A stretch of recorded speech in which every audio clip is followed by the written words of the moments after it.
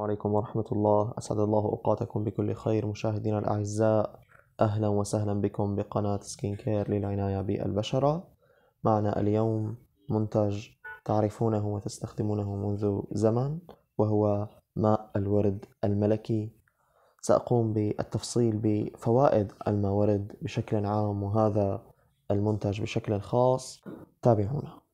أولا في هذا الفيديو بتعريفكم بفوائد الماء ورد بشكل عام ولماذا يفيد في البشرة بالتفصيل بإذن الله. أولا يقوم الماء ورد بتقليل تهيج البشرة، حيث يتميز باختراقه لأعمق طبقات الجلد ورفع مستوى الطاقة فيها بالمساعدة بإنتاج وتجديد خلايا الوجه والجسم ومحاربة مظاهر شيخوخة البشرة.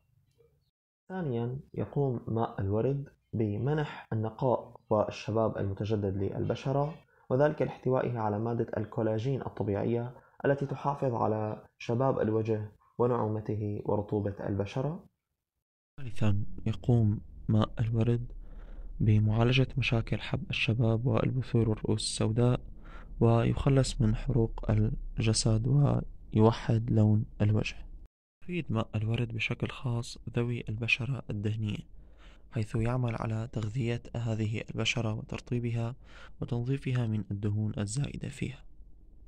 أيضا يفيد ماء الورد في تبريد وتهدئة البشرة الحساسة ومعالجة مشكلة الطفح الجلدي وتهيجها. استخدام ماء الورد لجميع أنواع البشرة، سواء الدهنية والجافة والعادية وحتى البشرة الحساسة.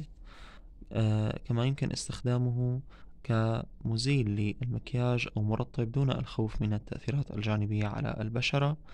ماء الورد للوجه خاصة هو منظف ومرطب ومنعم للوجه والجسم أيضا، يعطي ملمس ناعم للبشرة ويساعد على التخلص من الهالات السوداء تحت العين، كما يساعد البشرة على التخلص من الدهون.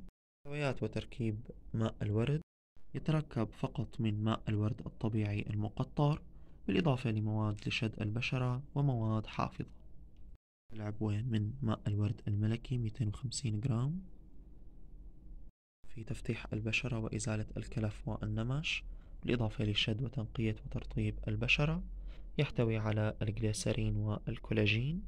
هذا المنتج وغيره من المنتجات الطبيعية التي لا تحتوي على مواد كيميائية أو صناعية أنصحكم باستعمالها دائما، لأنها إذا لم تكن مفيدة للبشرة فإنها يستحيل أن تضر البشرة، خاصة عند عدم استخدامها بكثافة.